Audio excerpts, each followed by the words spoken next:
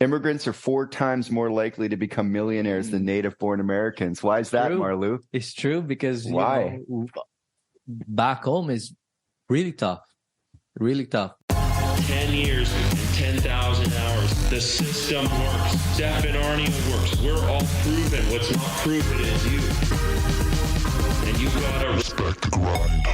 Welcome to Respect the Grind with Steph and Arnie. All right. Welcome to the show, guys. It's Respect the Grind with Bryce Kaminsky, RIP Stefan Arnio. We're doing the Self-Made series, and in this series, we're going to be interviewing the coaches and other people who are self-made. We're going to start with the coaches to really get the idea going, but Respect the Grind, this podcast, it is on the format here where we're going to be interviewing people who have achieved mastery and freedom through discipline.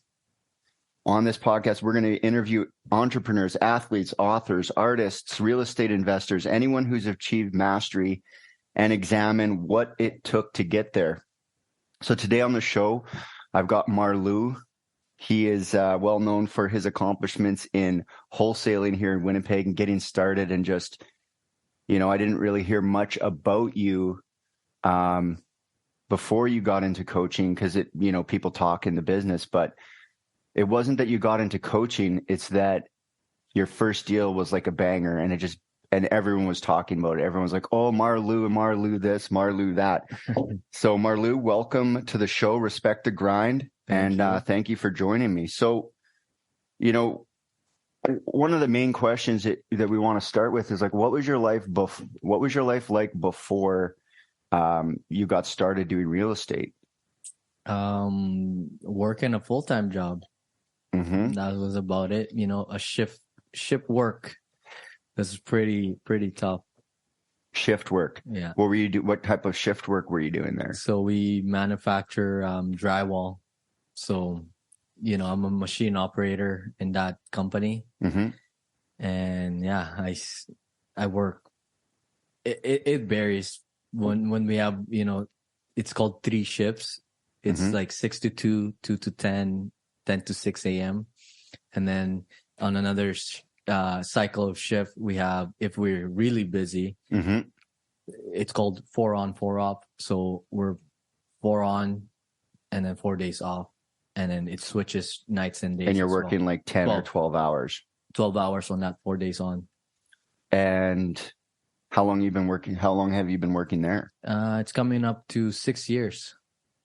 So you've been balancing both your real estate and that full-time job. For 2 years, yeah. Now, one thing that's interesting about your particular position with your job, and I always say this to people who have that sort of job, is it does give you an advantage in starting this because you have like an on-off schedule. A lot of people who want to get started in real estate, they're on an on-on schedule and they only have Saturday and Sunday. Yeah. And those aren't great days for real estate. So when they give you 4 on and 4 off, is it always like Monday to Friday, or is it just randomly 4, 4, 4, 4, 4? 4 on, 4 off. So wherever it landed, you're 4 days on, then you got to work. Sometimes I'm on weekends. Sometimes I'm off weekdays.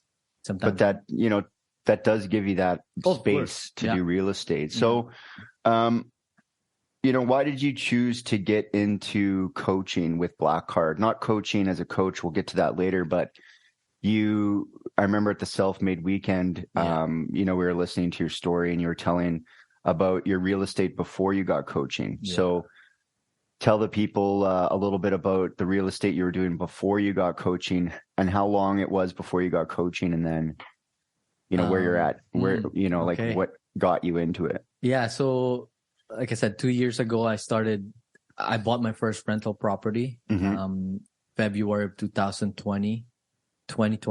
Yeah.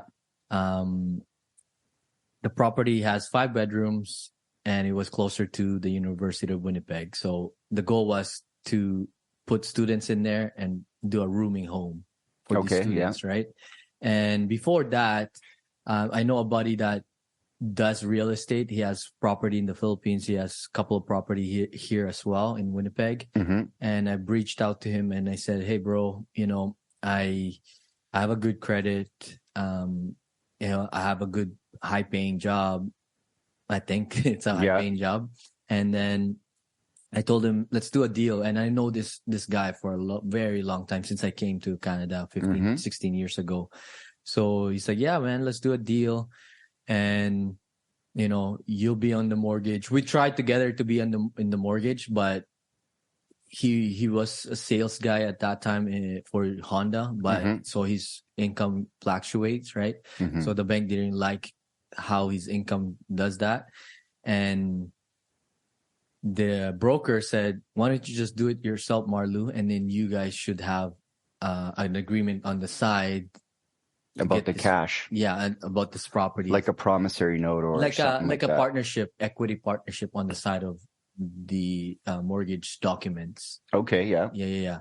So that didn't work out. We're still good buddies. But for me, I didn't think that was a good a good deal for me, because I was putting that liability against like you're myself. holding a mortgage. And Yeah, like Stefan, right? And he's just bringing the money.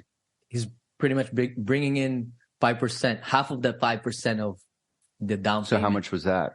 Like, so altogether, 12 grand. So he's going to be putting 6 grand, and he has 50% of equity of that property. Right. So that didn't sit right well to me.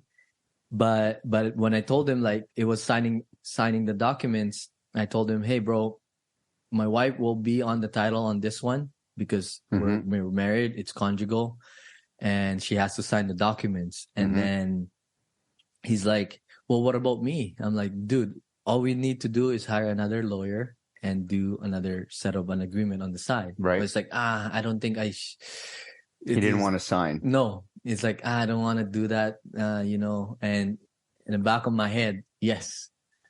Because I didn't want to push him over. So he backed out of the deal. And you did the deal yourself. Yeah, I did the deal myself.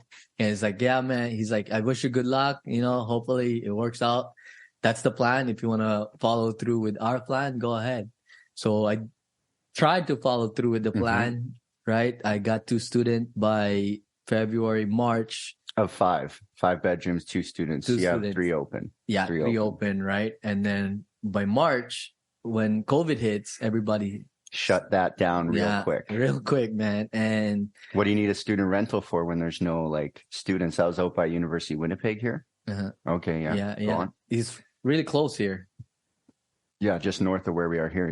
Yeah. And then those students did not take care of the property, and then they brought in some animals that I didn't want to be in that house. Dogs, cats, ferrets. and a rabbit. Oh, rabbits stink. Oh man, when I came inside the house one day, people want rabbits for pets, but they're terrible pets. Don't get a rabbit. Fuck that. Yeah, so I went inside the house, and right away you could smell that piss, and you know that dry the shavings. Yes, hamster cage. Yeah. So I'm like, smells like man, money. what the hell is that, right? The day I went there, because there was a sewer leak. Yeah. I had to fix the drain downstairs. The downstairs drain, right? So I owned this property for less than 3 months. I spent new hot water tank, and then I fixed the drainage. It cost me another $5,000. Right. So that day, how I found out about the rabbit is when the workers are done with the drainage, I went inside and checked it out. And there was another room on the main floor that I let them use as a makeup room. But on that day, that room was closed. So I was just, hey, why did they close this? Normally, it's open. So I went inside. These are female tenants? Okay, yeah. And then female tenants in your rooming houses, be careful. Like girls can be messier than boys. Yeah. Yeah. So I went inside and I'm like, what the hell is this? There was a big cage behind the door, and I'm like, what the? So I texted her right away. I said, hey, I seen your rabbit here. You know, that's not allowed. I'll let you have your cat, but you should at least ask me for this another pet, because I would have let you have the pet if you would have asked me. But now you didn't. got a rabbit in your rental. Yeah. So that didn't work out. Anyways, I kicked them out, and I was telling my wife after, owning that for 3 months, I said, I think I'm ready to quit the real estate game. And, when I was closing that deal, I forgot to say that I was reading Rich Dad Poor Dad. Mm-hmm. So the mentality of, owning real estate and passive Income was like huge. was like, yeah. Yeah. It was like, it was juicing me so much that I need to do this. Mhm. This is the goal to get out of this workplace. Yeah. Right. Yeah. So I followed through and that happened. And then I told my wife, yeah, I'm ready to sell this thing, man. I don't like being a landlord. And one day, I was at the lunchroom, and then when Stephen Arnio passed away in May 6th, right, 2020, Mm-hmm. a buddy of mine from school made a story about, R.I.P. Stephen Arnio. Thanks for putting Winnipeg on the map. That really intrigued me, and I click on his bio, and I seen all his, all the award Videos that he made. and stuff. Yeah. The videos. And what really sold me was the Rich Dad Poor Dad Hall of Famer, which is sitting up there. Yeah, I think we got it back in the case. Yeah. And then when I saw that on his bio, I was like, man, I gotta find out about this guy. Mm-hmm. Who is this guy? And then, like I said, he's from Winnipeg. So right away that night, I bought this book and Money People Deal. Mm-hmm. And then, I was still busy at work. When I got the book, one day, I got off a night shift, Mm-hmm. 6 a.m. So I slept about, maybe 2 hours. But I was so excited to read this book and find out about this man. Mm-hmm. I sat down on a couch, maybe around 9, 7 or 8 a.m. I did not move from that Like couch. you finished your night shift. Yeah, I slept And for you- like 2 hours. And you woke up. I woke up And then you started reading the book. yeah, like from one sitting, I read this book and I was like, dude, this guy is crazy. He knows a few things. Let's give it a gong for that. Reading the whole book in Yeah. one setting. Through this series, we're going to hear that a lot, especially with Rich Dad, Poor Dad. People sit down and they read the whole thing. So very interesting.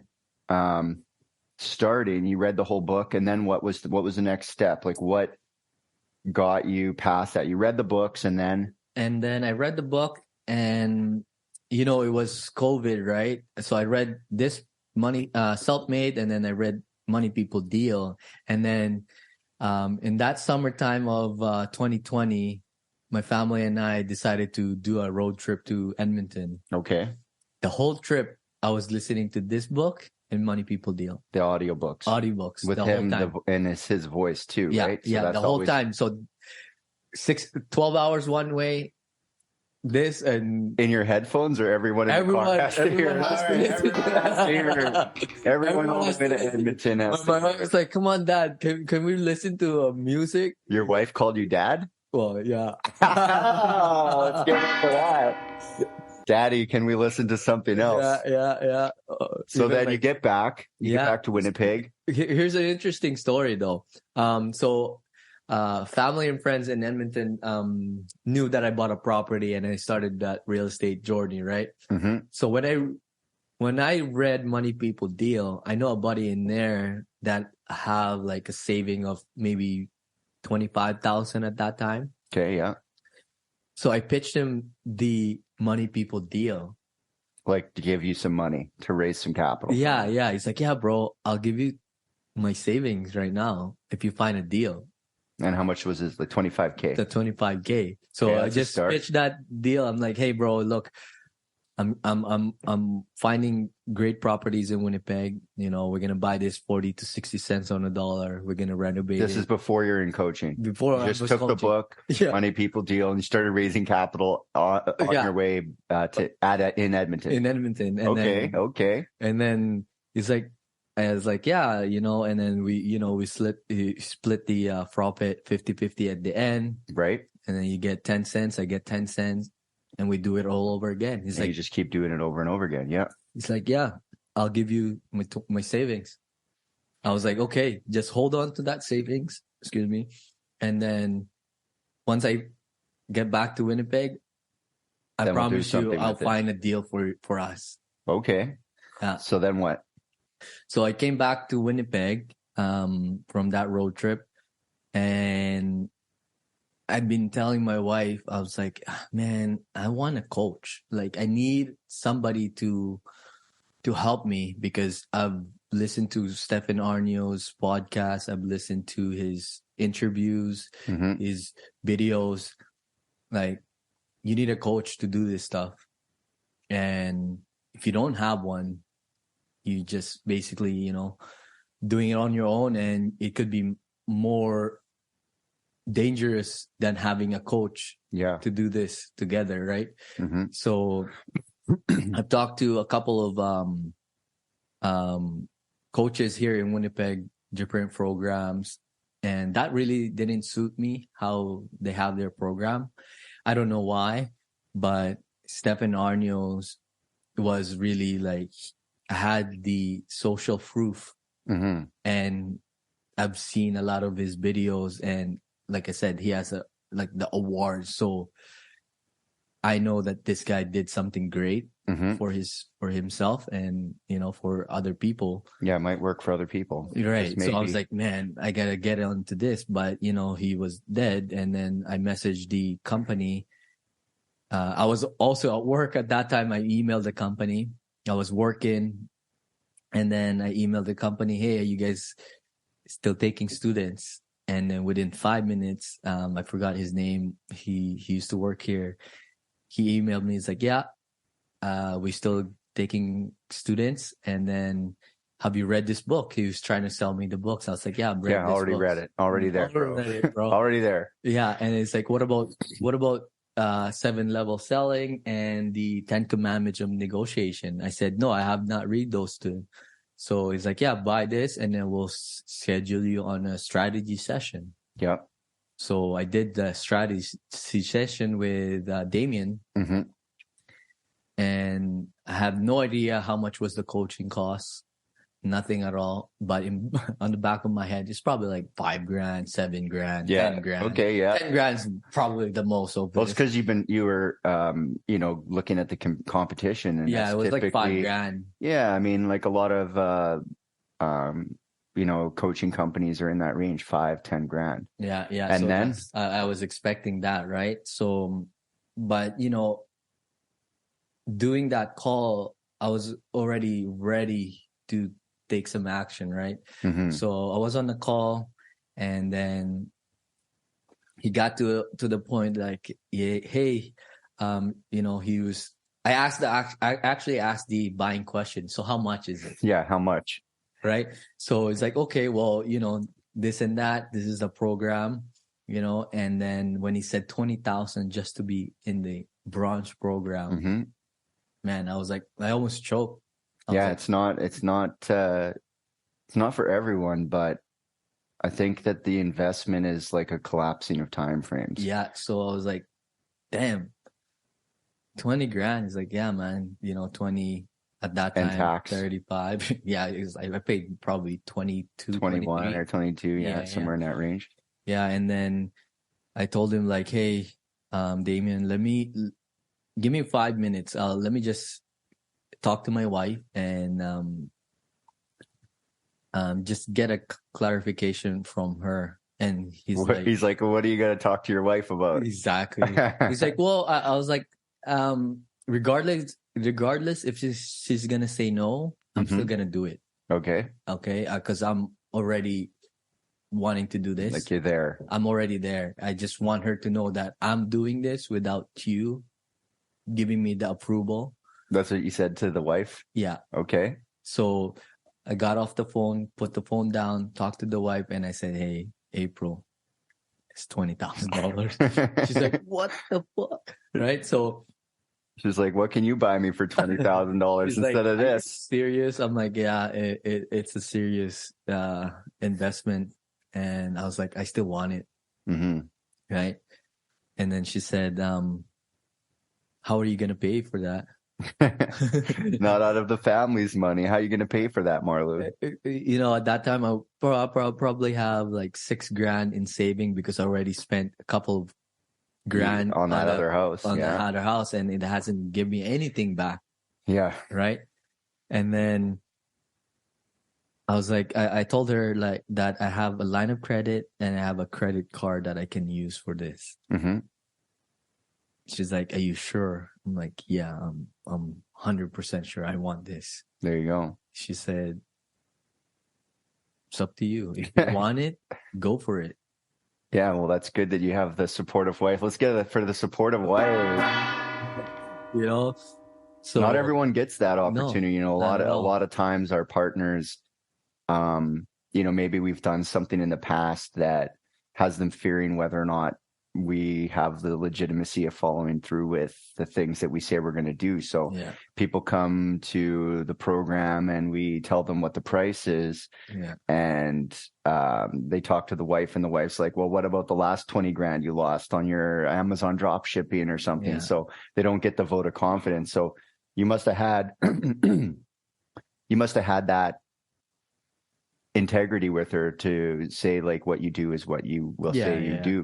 Because before that, we were doing a small business for Filipino events. The food, yes. I forgot to tell that story. So we were doing that when there's a Filipino event in Winnipeg, right? I would rent a spot from a buddy of mine because they have a actual business. So I'll say, "Hey bro, can I rent one of your little carts table and then sell something?" What is it you're selling? Isaw. It's called isaw.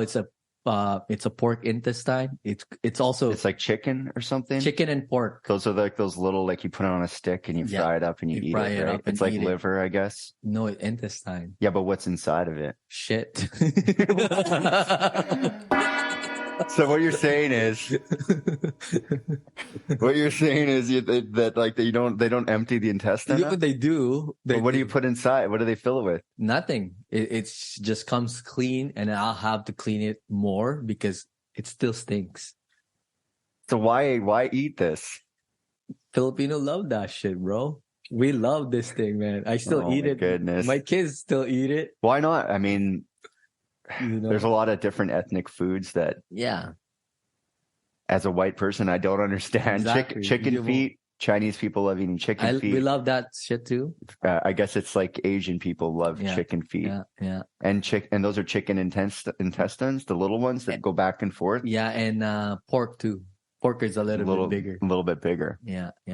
So you're grinding on that. You're making, let's say a street festival weekend. You make what? Maybe 1,400 a weekend. That's not bad. That's like a little paycheck. Yeah. You're working all weekend. Like it's a lot of work. Yeah, because you have to sell a lot of intestines. You gotta clean it. You gotta cook it. You gotta put it on skewer, and then you at the day of the event you gotta barbecue it. Cook it again. Yeah, exactly. So how long does it take you? How many hours did it take you to make $1,400? Man, whole weekend. So before you had to make it ready.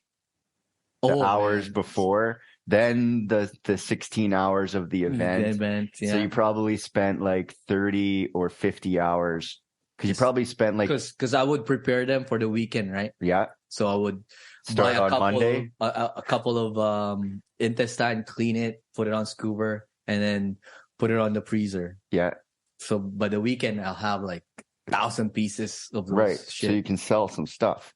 Yeah. So you're right. Probably like 40 hours of my time. $1,400. So $1,400. I'll ask you one more. I guess we're kind of halfway through that. You're working hard, making money, and April's backing you because you say you do what you say. Yeah. So the wife says, 20 grand, you go in. And this is kind of where I first met Marlou, or started hearing about you because you started working with Sean McCapp. Yeah. So tell me about your bronze program. So funny story. You took the 20 grand. You got, let's back up one step. You took the 20 grand. You got some amount of line of credit, and you also got some amount of your credit cards, and you got the 20 grand together and you paid in full. If I failed in full, because Damien was like, we don't do any we don't like payment plans. And people break payment plans when it gets hard. They quit, and then they stop paying, and no one wins. We don't win. They don't win, so they don't get the result. So we always say, if you pay in full, it's painful. It is. And that will actually get you to do the hard work that you need to do to actually get the result. Because the payment plan people, when it gets hard, they're trying to get out. You know, they're canceling their Netflix. They're canceling their coaching because they're like, I can mitigate my losses if I just cancel now, and then I don't have to like keep on going through. So you paid in full, and you start working with Sean LeCap. And when I met you, when I heard about you, it was the Notre Dame deal. Logan deal. Yeah. So tell people about the Logan deal. How did you find it? What did you pay for it? And what did you sell for it? What did you make? The Logan deal. So the Logan deal, so I ordered, when I started with Sean, I ordered 10,000 flyers from Vistaprint. Because that's Sean's game. He told you to order the flyers. Right away. Yeah, because Sean LeCap, he was the king of the flyer. Back in the day when I started in 2015, I'd go to every mailbox and there'd be his flyer. I mean, not even just this year, we found one of his flyers still sitting there, damaged, and like it's been in that porch for like 4 years. Oh man! So still those things are in circulation, and he just blanket the things. So Sean said, "Do what I did and get the results." So you did it, and then ordered 10K flyers, and he said he does kind of the post, but right now Marlu, he said, do it yourself, drop it, you know. And save some money. It's just your time, right? So it's like, okay, whatever. I'll drop it. And then, you know, I'm still at my full-time job, and then I'm getting tired of, you know, walking like 2 hours every day to drop these flyers. And then one day Sean texted me. He's like, how's the flyer campaign going? I was like, Sean, I haven't dropped flyer in 2 days because I've been busy with work. He's like, Marlu, did you know if your flyer sits at home, you will not make money? Oh, you mean if you don't do your marketing, you're not going to get a result? Yeah. Interesting. Okay. Yeah. So what did you do after he told you that? So I was like, fuck, Sean, you're so right. Right. And I had like this box of flyers just sitting in front of the doorway. Or in front of the front door. Boxes of them. I'm sure you ordered 10,000. So you probably had like a pile of boxes there. Four boxes in there. Yeah. And those are all credit cards still, eh? So you're totally financed. You're all in. All in. Finance, all the marketing, the coaching. And then from that day he said that, I committed myself to do 250 pieces flyers every single day. So how did you do that? How did you do that and go to work? Like on days you work, did you do it, or? I go after work, or even if I'm working on a night shift at 6 p.m., I'll go before that shift. Sometimes I did it on 6 a.m. and it was like winter time and it was like dark as hell at 6 p.m. So, and it was cold, right? So I dropped that flyers, and every weekend I'll try to hire at least one more guy so I could blast 500 flyers every weekend. So every day 200 a day, 250 a day, and then on the weekend I want to do 500 Saturday and Sunday, so 1,000 pieces on the weekends, right?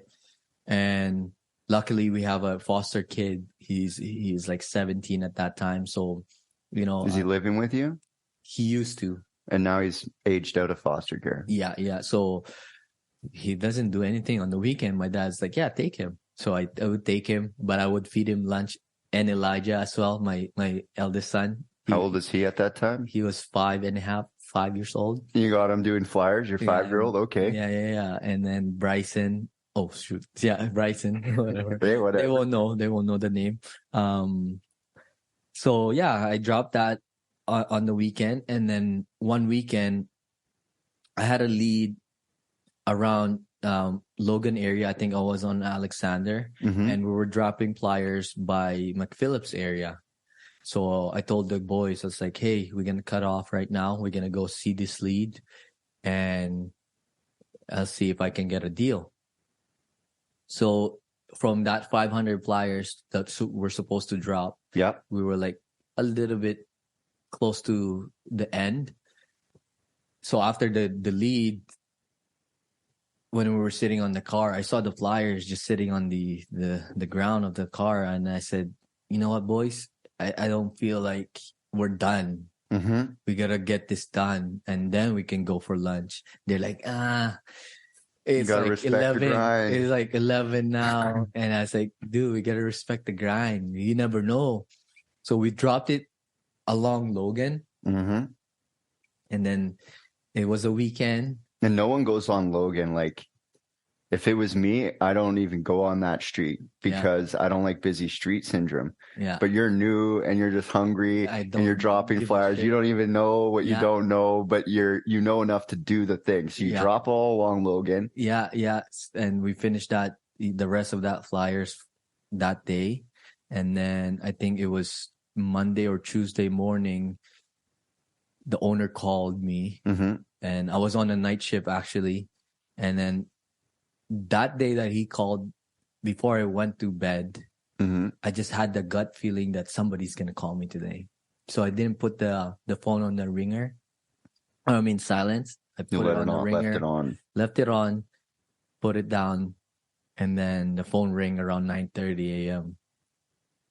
And I was like, okay. And he's actually a Filipino guy. And he was asking $70,000. And then I asked him, when do you want to meet? He's like, come today at lunch. Yeah. I was like, okay. He called you in the morning and he said, come at lunch. Perfect. Middle of the day guy. So at that time, I haven't signed any contract. I haven't signed any deal.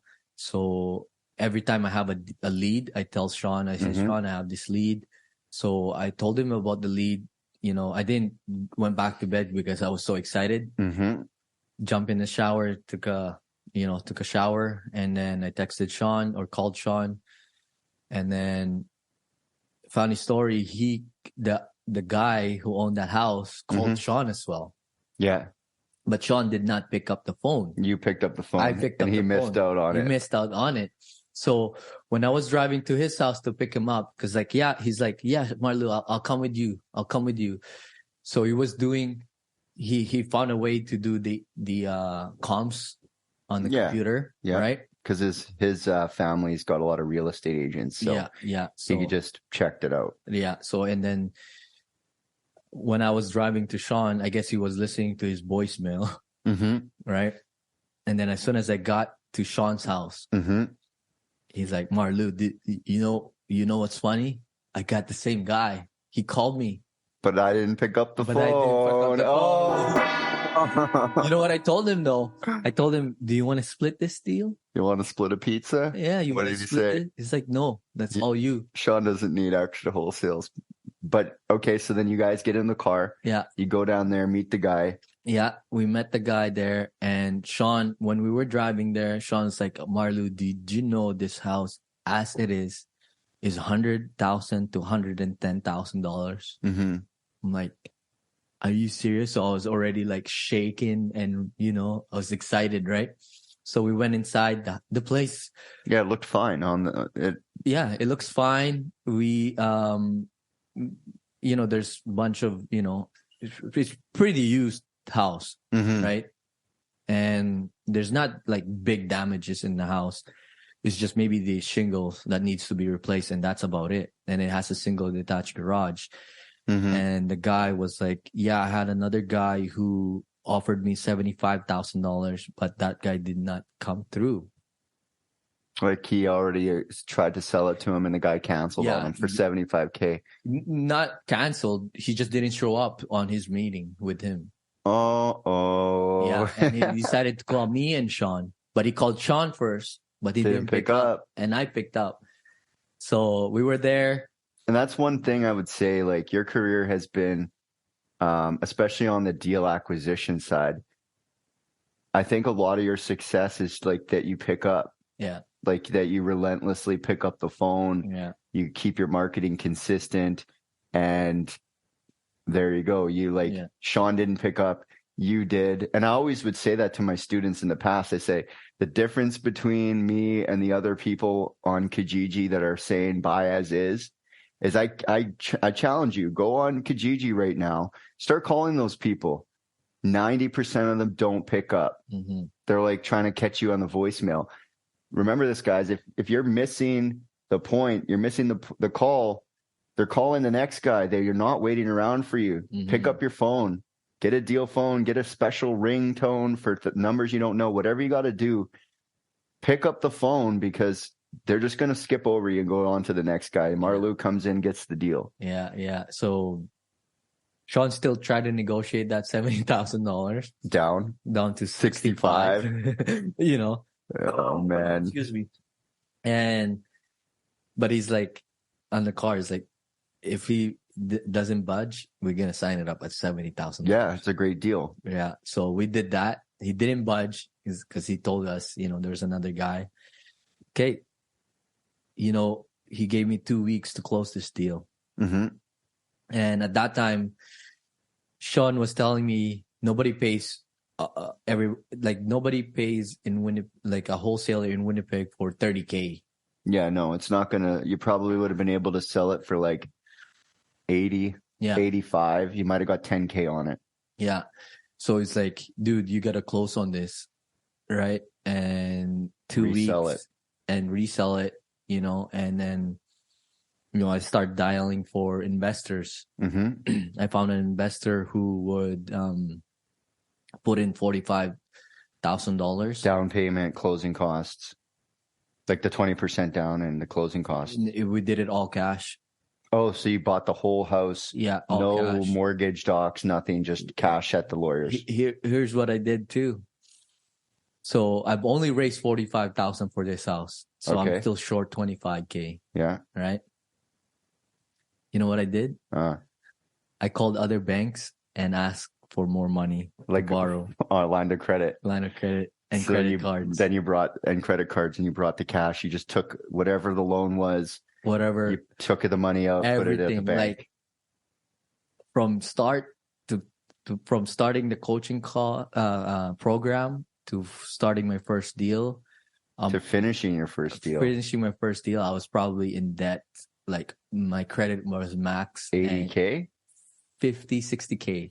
Coaching plus the money in the house. The money in the house is coming out relatively quickly. Yeah. And then what? So you finance the thing, you put it on the market, and I close on it on I know Friday. The story, so on a Friday, and then clean it up over the weekend. Clean it yourself with my wife and a buddy of mine. Classic. Yeah, and for then breezing the hell out of it. Yeah, and then 7 days in the market, and it was sold for $107,500. And still, that's a great deal on that street. Like, yeah, the next guy's thinking he got a great deal. So, what did you make after you paid all of your investors and your own loans and the things? Like, so what's the gross first deal? The gross was $30,000 something dollars, and then all the loans cost you like 5 or 10. Yeah, so I paid everybody, and then I net for myself for $24,000. So you paid your coaching off on your first deal. Yeah. That's ideally what we want to see, right? That's doesn't always happen that way, especially if you're in larger programs, but the bronze program is supposed to pay itself off in the first deal. And if you're not making 20, 25 grand on your first deal, it's probably, you could do it. What's 10 grand, 15 grand, but it's amazing that you were able to get your first deal paid out and pay out your coaching. So now all of the deals that you've done since bronze is what the ROI is insane. Yeah. $20,000 down and, $200,000 over. Mm-hmm. So you have like 1,000% return on your money. Yeah.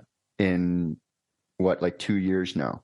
Yeah. You've been doing it since 2020. It's 2022. So amazing. Congratulations. And that's how I met him, because he made a big splash when he jumped in the pool, and then everyone's been chasing Marlou ever since. Yeah. The one that really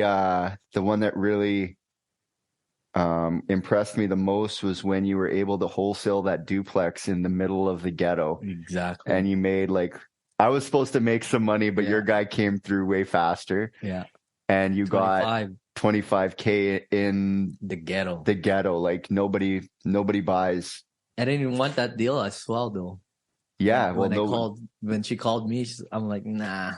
It was a nice house, but it was certainly, it was certainly in a bad neighborhood. So let's flip to the self-made portion of the interview. We've got probably another half an hour or so.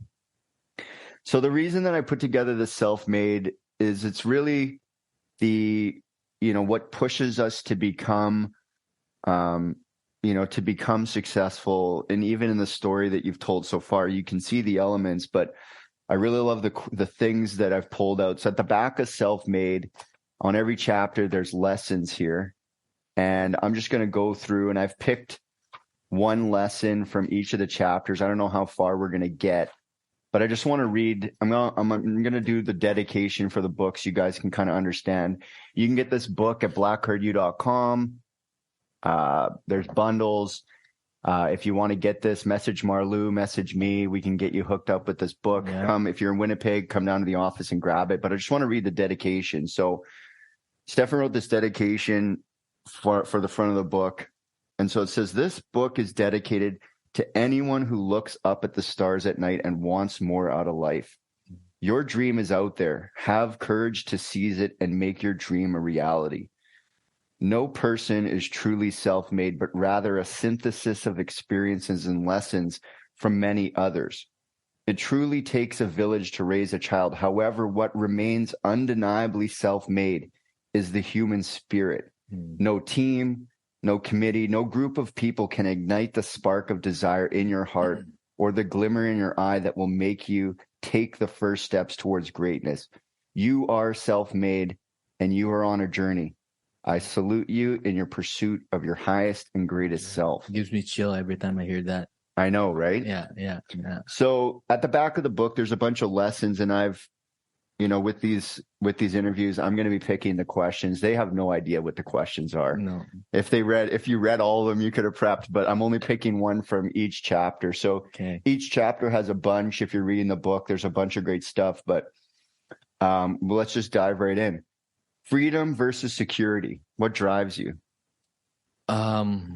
Freedom.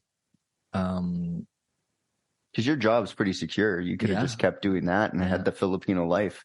Lots of people, lots of immigrants just set up with that job because they're coming from a place where even having a job is tough. So they get this job at the drywall place and they could just be set. Yeah, people would die for my job. Yeah. You're making, what is it that they're paying over there? $31.50 now. Yeah. Well, we just got a raise. Wages are going up like crazy. Inflation. Is I mean, everyone. So freedom versus security, what drives you to do what you do? For me, I just didn't like, I don't feel like I was suited to be, an employee all my life. And I want to spend more time with the family. I maybe not spending time because of doing this business more often, but the goal is to get amount of money and wealth, so by the time I'm 50 or 40, I could spend 40. Yeah, spend more time with them, right? So that's what really drives me, and I want to retire my parents. So that's also one of the why. Freedom. Yourself and freeing other people in your life. Yeah. Okay, so if you think education is expensive, try ignorance. Mm-hmm. What do you think? Yeah, I think that's not a good mix. For me, I'm so what do you call it? Biased to get a coach because I went through it, and if I could remember the day, you think people should get a coach, right? Don't do the ignorance because you did it with your ignorance. You went in with ignorance and Yeah. it got you a particular And I just result. wanted to take action, right? And yeah, and my money's still sitting in that house, and I can't do any refinance because I did 5%. But yeah, just get a coach, man. Just get a coach, and it will collapse you that collapse time. those time frames, Yeah, right? yeah. So this is an interesting one. What do you think of this statement here? Practicing gratitude is one of the fastest ways to stop a poverty mentality and transform into a wealthy mentality. Are you practicing gratitude before coaching, during coaching? Is that something you're even doing? No, actually, I wasn't, because I'm always like, nowadays when I don't get deals, and I'm like frustrated with with my leads. Yeah. Now I would sit down and think about, like, what, you've done X amount of deals, and you should be happy and be grateful for those. And Yeah. not a lot of people have done what you've done in the past 2 years. So what, when I see people winning, it's not like I'm hating them. It's just, I'm just so competitive that, man, I should have fucking get that deal. Yeah, like, why is other people getting deals when it's not me, right? So now, yeah, I'm practicing self-gratitude. Like looking back at what you've done and being like, yeah, I can actually do this. Yeah. So here's a good one. The statement goes, self-made lesson. A wise man learns from his mistakes, while a genius learns from other people's mistakes. Yeah. Yeah. And I agree 1,000% on that one. Yeah. Well, that's coaching in a nutshell, right? Exactly. If I didn't get a coach, I'll probably still the same Marlu 2 years ago. Yeah. Jim Rohn, that's that quote. You want to see what the next 5 years looks like? Do the same thing. It looks like the last 5 years. Exactly. So you learned, you could have done any other marketing, but Sean got you hooked on something that worked for him, because he'd probably had made mistakes in marketing, and you just kind of doubled down on that thing. So here's an interesting one. Self-made lessons. I picked this one particularly for you. Immigrants are 4 times more likely to become millionaires than native-born Americans. Why is that, True. Marlu? It's true, because why? Back home is really tough. Really tough, because I've seen my dad. I'm getting emotional here. Yeah, I can see your eyes. Cut the tape. We're gonna keep rolling the tape. Let's get this. No, because I seen my dad. I was young, right? Before I was born, he had a business before, and that's what got me really interested in becoming a business owner. Because when I was growing up, maybe when he stopped doing that business, I was probably 10 years old when the business died. But after that, I see my dad struggle for at least 6 years. He was doing taxi driving, 12 hours a day as well, every single day. And trying to put money on the table. Yeah. Here? Back home. Taxi driving back home. Okay. Yeah. So I know the value of the money, and he was a single guy because my mom passed away when I was born. And okay. Yeah. A lot of people didn't know that my name came from my mom's name. Her name is Merilles with an I in the middle. That's why my name has a space. Because it's missing the I. It's missing the I, right? So yeah, seeing my dad struggle for X amount of years, and I was like, man, I don't want to be like that, right? And even now, there's a lot of people struggling back home. And yeah, we have it great here in Canada. Yeah, and it's not hard to be here. You're per hour, even on McDonald's. If you work at McDonald's here, you do all right. You do all right, because you would calculate back home. You get paid a day, not hourly, right? Here you get paid hourly. The same you'd get in a day. Yeah, like $20 a day or $20 an hour. Yeah. So, and that's 20 pesos or whatever it is, Filipino currency. Yeah. I don't know what it is. Yeah, pesos. Yeah. So it's like almost nothing. 40 peso for $1. So Yeah, let's say $1 Canadian, Yeah. 40 pesos. Yeah. So the minimum right now there is like 550.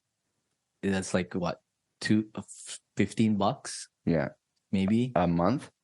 No, just a day. 15 bucks a day. Yeah.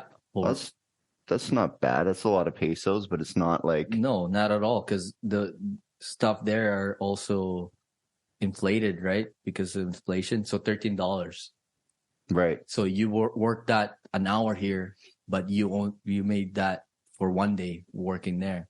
And so, mentality of an immigrant is, we're not born They with, know what hard times are. exactly. Yeah, and you do see that a lot in the service industry here in Canada. Like There's a lot of- rarely do you see like people who are born here Yeah. working those jobs. They don't rate it. They'd rather stay at home. Yeah. But there's something about like getting it done, Yeah. doing the hard work. Yeah. We'll work anything, man. Yeah, two or three jobs. So Yeah. self-made lesson here. If you have no credit, get someone else to provide credit to buy the property. Well, we already covered that. That's like the basis. So let's dive a little bit more into that. How much money have you raised and how much money are you holding? Like how much money have you raised since you started the program and how much have you deployed? Would mortgage include on that? Like whatever you got to the 20%, like the real cash. Like what did you raise? The real cash. And That's what probably, with the real cash, were you able to acquire? I'll probably raise about $700,000 In cash? In cash, right? And I've leveraged my personal credit to hold some of the property that I own now. Yeah. And then, I would raise money through corp and then borrow through personal, renovate that, and then refinance and then pay the investors Corp back. Yeah. Yeah. So 700,000 around that number, and still holding about close to 200 In the properties? like equity. Are they still in the property? No. And You just have it for your next deal. yeah. So what were you able to grab as far as equity with that 750? So I've grabbed 2 fourplexes and 1 single townhouse. Mm-hmm. And in that, What's the equity added up for the people at home? $1 million, like more than $1 million, 1.5 maybe. None of your own money. None of my own. Some of your own credit, but Yeah. I think that's a great place for people to start too. But you're probably maxed out now, eh? Yeah. You got to go to a corporate line now. Not yet. I'm You not probably really have one more. They Probably typically 3 cap more. you at like 6 or 10. As long as the other property rent out, like fully rented out, they'll Right. probably give me at least 2 more, 3 more. Mm-hmm. Yeah. Here we go. Let's jump into the next self-made confession. Credit cards are often used as seed capital by entrepreneurs and business people. You know what you're going to find in these interviews, guys, is these confessions that make up the anatomy of Stefan Arneo's career. You're going to hear these things echoed over and over again Yeah. as we go through this. So yeah, credit cards are often used as seed capital by entrepreneurs to start businesses with little or no money. Sound familiar? It sounds really familiar. This guy blitzed all of his credit to start his business with little or no money. Not at all. Now you got $1 million worth of property equity. Yeah. And you're just on to the next thing, not including the short deals, the wholesales and stuff. So you're killing it on that. We don't have to go into that again. Let's go to the next one here. Life lessons from this confession here, self-made confession. Use your money for education and other people's money for investments. That's right. Sounds about right. Sounds right. Yeah. You didn't use any of your own money. You had some, but none of it was cash. Did you use your $6,000 and put it down? When you went into the 20K? No, because it was. You kept it in the personal. You used all other people's money, the bank's money, bank's money, lines of credit. Yeah. Because that $6,000 was just, if I. Emergency money for April. Yeah. April's emergency fund, not Marlou's. Yeah. She's like, you can do this. You can do this, Marlou, but not with my money, not with the April fund. Yeah. Okay. So here we just did a seminar this weekend, last weekend, the Self-Made Live seminar. Self-made, the plug. We should get that little sound effect. Self-made.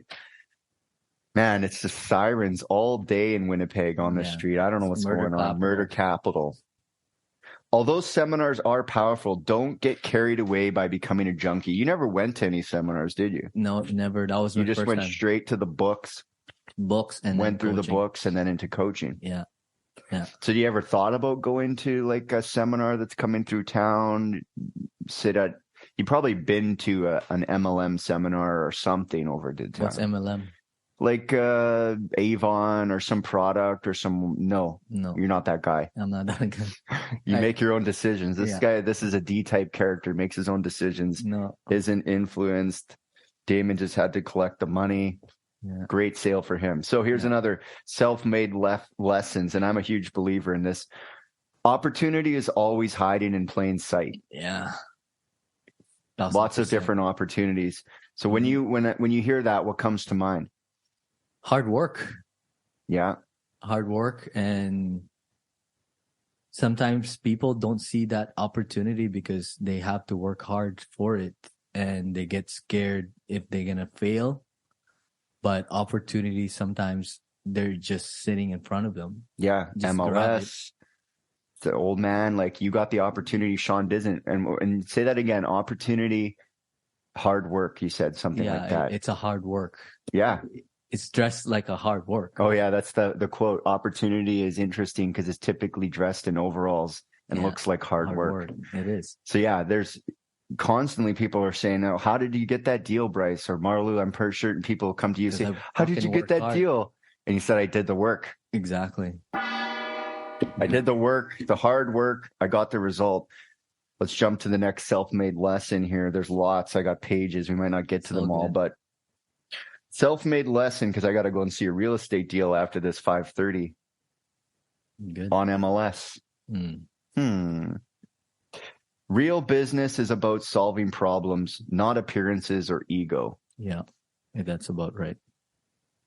You know, when I'm buying property, typically off market and stuff like that, especially off market, people aren't selling to us because we're the best price. Yeah, they're selling to us because we're solving a problem. So, what's a weird problem you had to solve to get a deal? Weird problem. Like a problem, because it's typically like you end up buying the stuff. This one I just got in St. James, one of the best deal that I did as well this year. Oh yeah, that was the one that the out of town caller where you were out of town. I was out of town, right? You almost missed it. They almost called me. She didn't pick up. Went to voicemail. Yeah, she left the voicemail. You know, she called twice, and I figured she's really motivated. Because if somebody calls you twice, they're motivated. Once and then on to calling me, but twice. It must have been something. Maybe you were the only flyer in the box. Nobody ever picked up her phone. Yeah, I know that we flyered that area, but they didn't call me. Maybe she just maybe it got thrown out and yours was just the one at the time, right? Yeah. So I mean, she had debt, and the house is really, bad. Land value. Is such a good price, and I didn't even been in that house. I just had a buddy to get her to sign the paperwork, and I made an offer while I was in Edmonton, and no condition. I said I'll take it. The price is too good. Sometimes I'll do that. The price is so good, I'd be like, I won't have any trouble getting someone or partner. I'm just gonna buy solving her problem is really like she was struggling with payment debts, and she just want to move on with the house, and her mom was sick as well. So did you have to close quick? Yeah.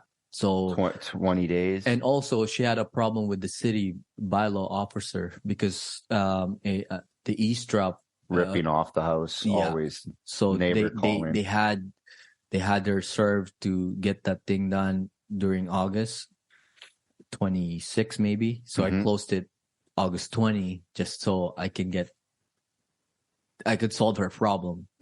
That's really also what's pushing her to sell it right away. And so I said, how about August 20? I'll take on whatever the city. Nonsense from the city and everything. And she's like, okay, we'll do the deal. Here we go. Yeah, and you made a little bit of money on that. We were not going to tell people. Well, I still have it. and I'm not planning to sell it this year. You're waiting until the market turns around and you're going to gas it up like the springtime. That's right. Because what you paid, you're trying to like double your money. Yeah. Because the market's only paying like 3/4 of that right now. So you could always execute it anytime. But so yeah, if you don't have to sell it, you're just going to hold it, a little bit of carrying cost. You have a little mortgage on it. Yeah. And this is funny too, because I raised I raised 100,000 while we were doing the self-made weekend, and he put a mortgage on that property, and I'm lending that money out. So that carrying cost owning that property, and I'm making on top of more money. Because you lent the difference. Yeah. So you took $100K, you put the 75 on the property, or 65. 45, 48, 35, $10, $10 and a pack of smokes is what you bought the house for. Yeah. And so you're lending out the 60K at 10%. 100K. So somebody messaged me, hey bro, you want 100K. So now you're lending other people's money. Yeah. Well, interesting. Look at this next quote. It says, taking a risk, being open and listening to feedback can be the best investment you ever made. So that's a very creative thing that you pulled off. Mm-hmm. Whose idea was it to lend the money? Who told you to lend it again?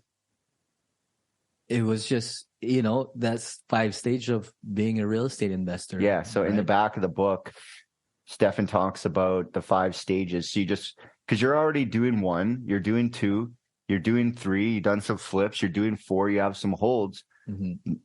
Now you could just start, because people are trusting you, they're sending money to you. Yeah.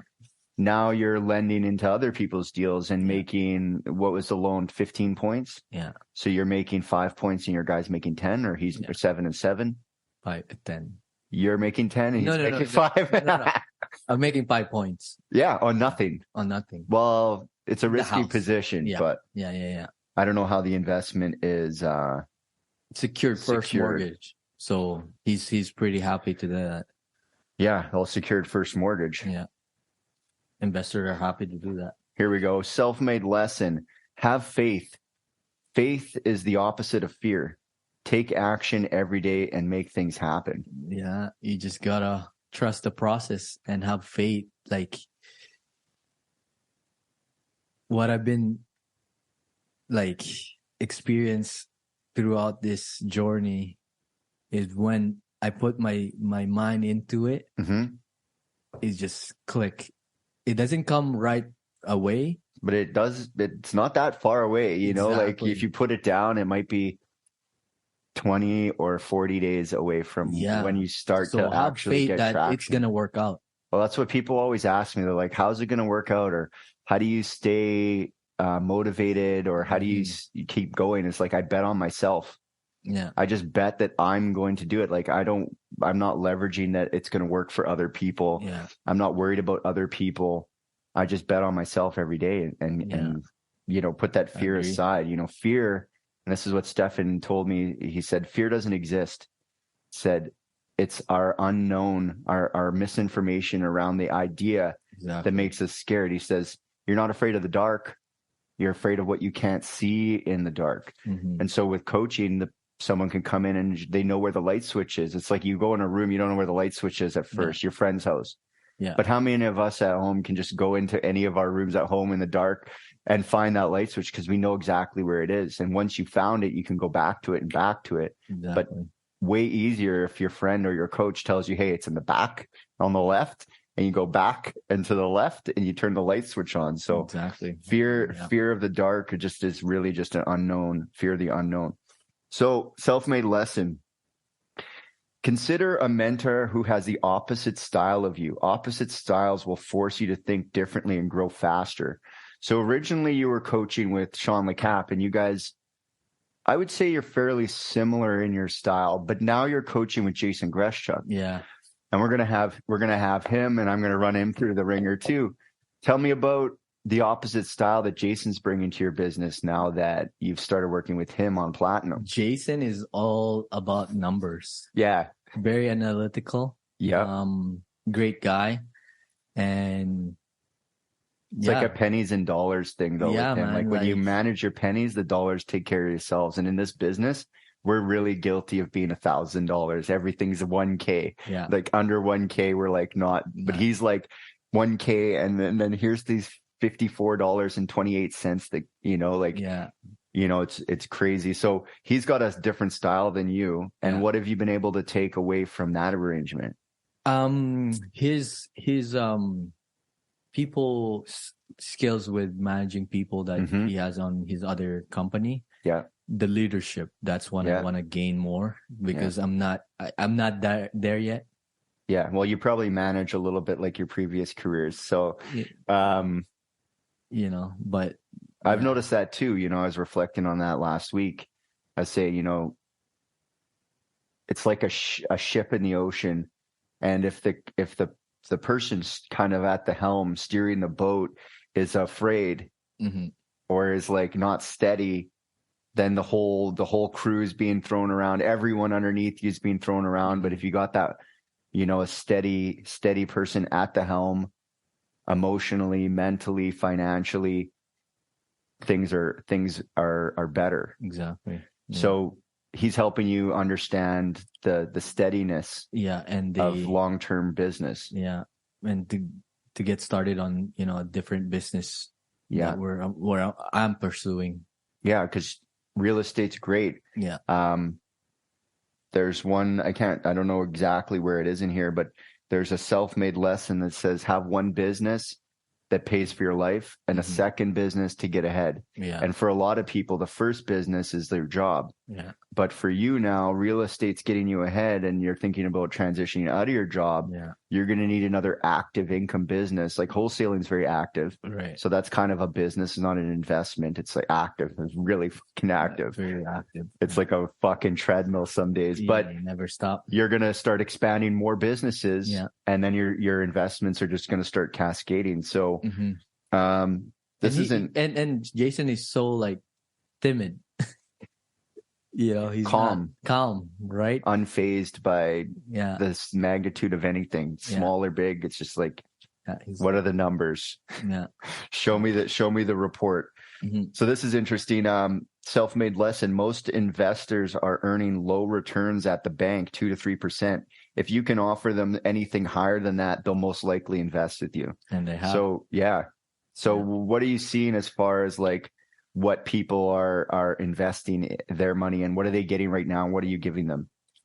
So I'm giving them 8 to 12% return annually on their money. Their capital. Yeah. On their money. Right. And once I explain that strategy or, that concept, they're like, where do I sign? Where do we have a document? I'm like, it's legit. Yeah. Like we're Lawyers, a company, notarize it, everything. We're a company that does deals and we're legit. So if you want to make that kind of money instead of making 1% in the bank, let me know. Yeah, I think it's at 3%, but inflation's 7%, so it doesn't matter. Yeah. Here's a good one. Self-made lesson. Taking full responsibility for a mess will almost always cure a situation caused by irresponsibility. Tell me, have you ever been a little complacent on your deals? You ever run into that in your business so far where you maybe should have had your thumb on it a little bit more? Yeah. That deal last year, that cost me $20,000. Which one? The Minto deal? The Minto.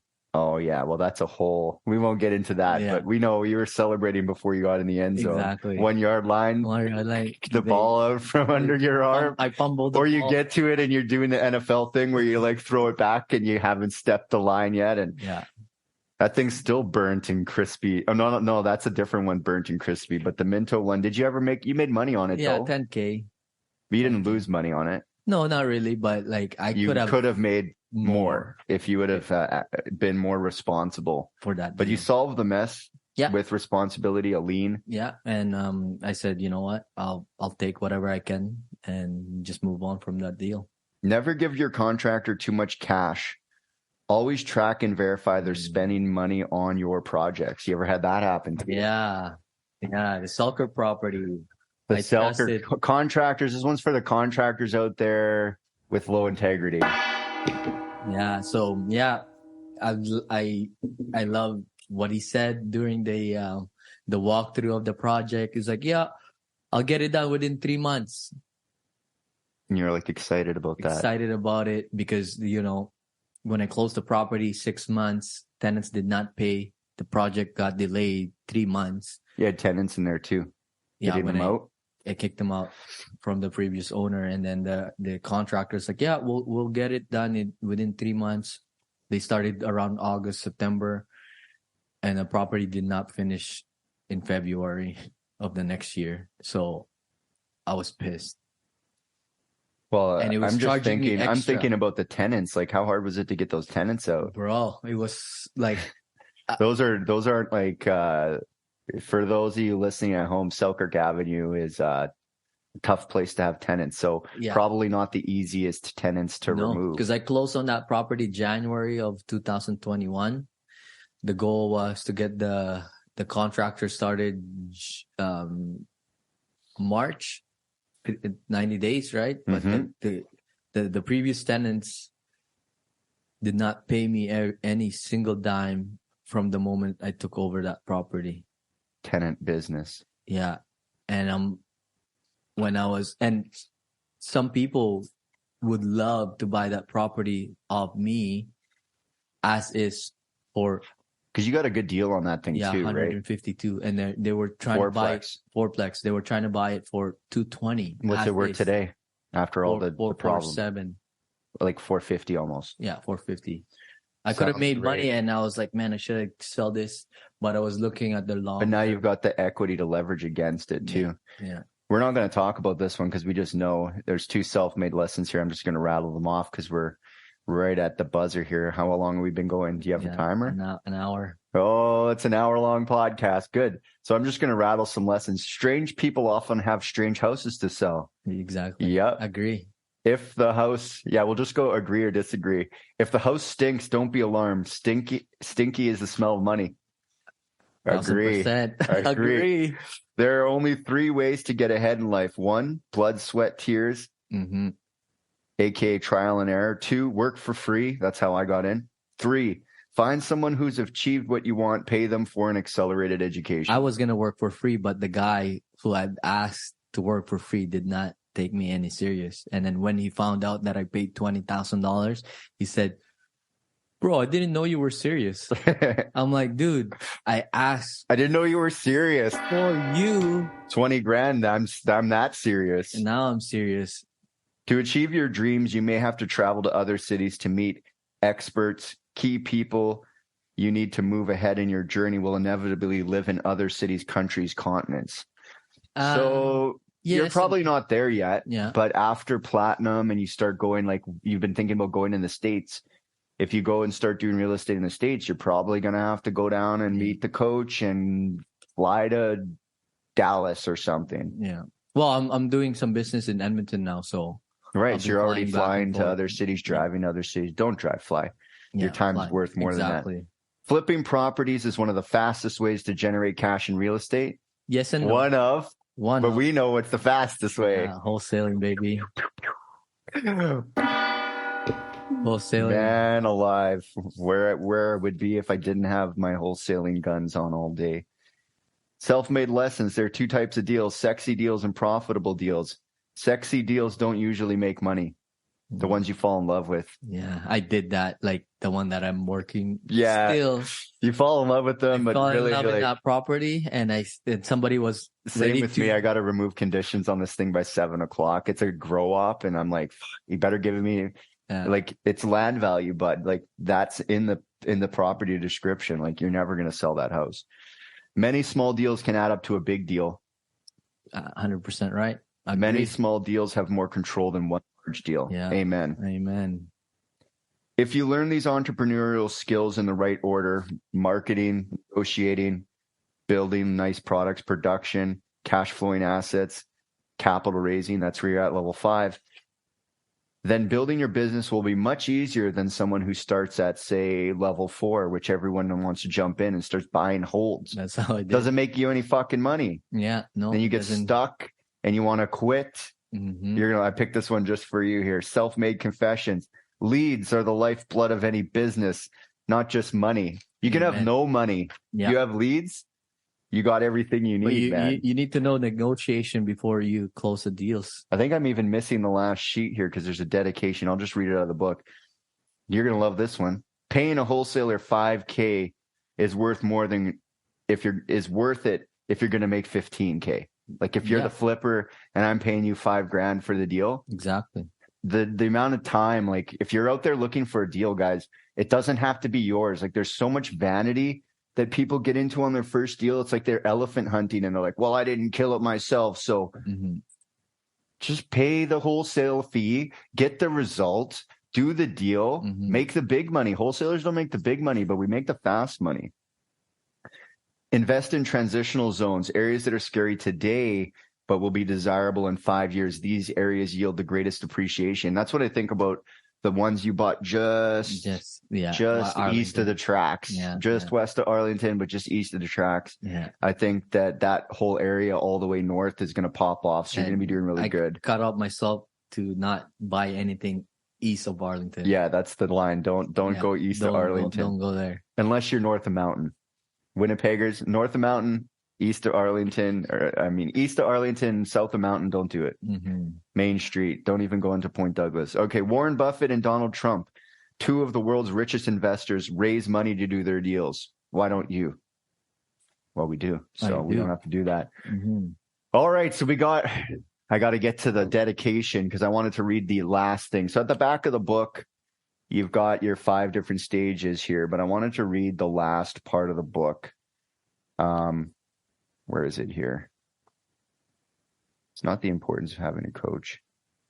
Yeah, I think that's what I was going to read. So Marlou here, he's a coach with Blackcard now. He's, he's gotten to the point where I said, why don't you start teaching people? You got your first couple of students coming on. And they want to talk to you about what you did, right? And so I really wanted to read this at the end because I'm going to be interviewing all the coaches. And if you're serious about taking your real estate career or business to the next level, then it is absolutely imperative that you have a coach. In my life, I struggled when I tried to reinvent the wheel and improvise in business by myself. You are in business for yourself, but you shouldn't be in business by yourself. An investment in a coach can make all the difference between wild success and crushing defeat. Yeah. If you're ready to take your business to the next level, consider hiring a coach. At the time of writing this, Stefan had 4 coaches guiding him to success: speaking coaches, real estate coaches, life coaches. If you want to be a high performer, the education is available to coaches who have done it. You want Marlou's result. Hire Marlou, get his result. There's more than one house in the city for you to take over. The importance of having a coach.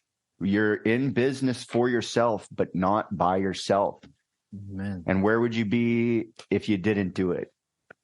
I'll be still working there. Well, I haven't really quit, but it's the writing is on the wall. The writing is on the wall. They probably see it too. Let's see. What do we got from the Respect the Grind, Stefan Arnio's script? Do you have any programs? Let's see. We got one more thing here. What is one thing that young people need to succeed these days? And then we'll wrap it up. Take action. Take action and don't be scared of the result. The result will come if you take action. Take action, guys. Till next time, remember, respect the grind. Thank you, Marlou, for coming. Respect the grind. And I'll see you on the next video. Respect the grind.